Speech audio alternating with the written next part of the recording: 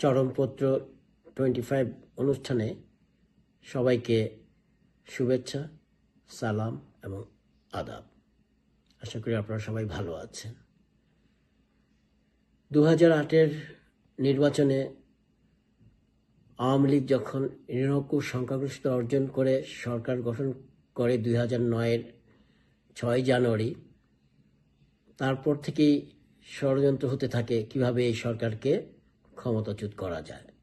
কেননা সরকার এসেছিল একটি অন্যতম অঙ্গীকার নিয়ে, আর তা ছিল যুদ্ধাপরাধীদের বিচার। তাই আমরা জানি যে যুদ্ধাপরাধী ছিল সব জামাত ইসলামের শীর্ষস্থানীয় নেতারা। তাই 1 মাসের মধ্যেই বিডিআর একটি হত্যাযজ্ঞ অনুষ্ঠিত হয়। আমরা যা টিভিতে লাইভে দেখেছি কিভাবে বিডিআরের সৈনিকরা লাল রুমাল এবং কালো কাপড় মুখে পেঁচিয়ে তারা ঘোরাফেরা করছিল, এবং যাদেরকে মারা হয়েছিল 57 জন অফিসার, তাদের বেশিরভাগই ছিলেন মুক্তিযুদ্ধের পক্ষের শক্তি। এখন অনেকে বলে, বিশেষ করে বিরোধীরা বলে, এটা নাকি সরকারই করেছে। সরকার কেন করবে? সরকার মাত্র ক্ষমতায় এসেছে 1-2 মাসও হয়নি, 1 মাসের চেয়ে কিছুদিন বেশি। সেখানে সরকার কেন করবে? এটা করা মানে নিজের ঘরে নিজে আগুন দেওয়ার মতো ঘটনা। আসলে সেই যুদ্ধাপরাধীদের বিচার বানচাল করতেই জামাতে ইসলাম আদা জল খেয়ে মাঠে নেমেছিল, ষড়যন্ত্র করতেছিল যেন এই সরকার না থাকে, যেন একটা সেনা বিদ্রোহ বা কুয়ের মাধ্যমে যেন সরকারের পতন ঘটে। তাই তারা এই হত্যাযজ্ঞ ঘটিয়েছিল। শুধু তাই নয়, এই হত্যাযজ্ঞ যেদিন ঘটে ফেব্রুয়ারির শেষ সপ্তাহে, সেই দিন ভোরে খালেদা জিয়াও তার সেনানিবাসের ক্যান্টনমেন্টের বাসা থেকে অজ্ঞাত স্থানে চলে গিয়েছিলেন বেশ কয়েক ঘন্টার জন্য। আমরা তার সাথে তার ছেলে তারেকের কথোপকথনের কথাও শুনেছি। তাই এখানে তারা সেটা সফল হতে না পেরে তারা ছড়াচ্ছে যে এটা আওয়ামী লীগই করেছে, আওয়ামী লীগের বিচার করতে হবে। শুধু সেই বিডিআর হত্যাযজ্ঞ নয়, তারপরেও তারা সরকারকে পতন ঘটাতে শাপলা চত্বরেও যেই হেফাজতিদের সম্মেলন করেছিল, সেটাও ব্যর্থ হয়ে যাওয়ার পর সেটাও বলে যাতে ওখানে নাকি সরকার ম্যাসাকার করেছে, গণহত্যা করেছে।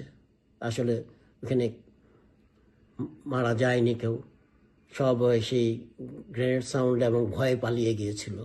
যদি মারাই যেত তাহলে তাদের আত্মীয় স্বজন, মা বাবারা তো রাস্তায় চলে আসতো, ছবি নিয়ে আহাজারি করতো। আমরা তা কিছুই দেখিনি। আসলে এই সরকারের পতন ঘটাতে চেয়েছিল তারা নানাভাবে। তারপর আসে 2014 নির্বাচন। সেখানে নির্বাচনে বিএনপির অংশগ্রহণ প্রায় নিশ্চিত হয়ে গিয়েছিল, কেননা তত্ত্বাবধায়ক সরকারের 7টি পজিশন তাদেরকে অফার দেওয়া হয়েছিল স্বরাষ্ট্র মন্ত্রণালয় সহ। শুধু তারেক জিয়ার বিরোধিতায় তা বাস্তবায়িত হয়নি, এবং তারেককে লন্ডনে তখন জামাতিরাই তাকে কন্ট্রোল করতো, এবং জানে যে ন্যাশনাল ইলেকশনে যদি বিএনপি অংশগ্রহণ করে তার গ্রহণযোগ্যতা বেড়ে যাবে এবং আওয়ামী লীগকে বিএনপি হারাতে পারবে না। তাই সেই যুদ্ধাপরাধীদের বিচারও ঠেকানো যাবে না। তাই তারা তখন আগুন সন্ত্রাস করলো, জ্বালাও পোড়াও, এমন কোনো তারা সন্ত্রাস করেনি যা বলা যায়। সব কিছুই করেছিল, মানুষকে জ্যান্ত পুড়িয়ে মেরে ফেলেছিল, গাছ কেটে ফেলেছিল। তারপরে তারা নির্বাচন ঠেকাতে পারেনি। তখন যেসব সন্ত্রাসমূলক কার্যক্রম করেছিল বিএনপি জামাত, তাহলে তো তাদের কার্যকলাপ এমনিতেই নিষিদ্ধ করা যেত। কিন্তু আওয়ামী লীগ সরকার গণতন্ত্রে বিশ্বাসী, তারা ফেসিস্ট ছিল না।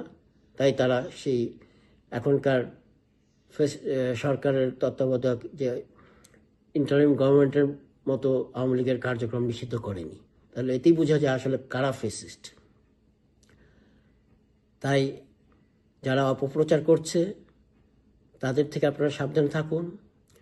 তারা আরও অনেক কিছুই করেছিল এই সরকারের পতনের জন্য, শুধু সেই যুদ্ধাপরাধীদের বাঁচাতে এবং আওয়ামী লীগ সরকারকে হটাতে।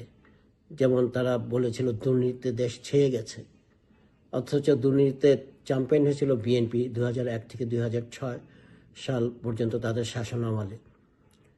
কিন্তু আওয়ামী লীগ আমলে এই 2022 বাংলাদেশের অবস্থান দুর্নীতিতে ছিল 23 নম্বরে। তাই এটা ট্রান্সপারেন্সি ইন্টারন্যাশনালের রিপোর্ট।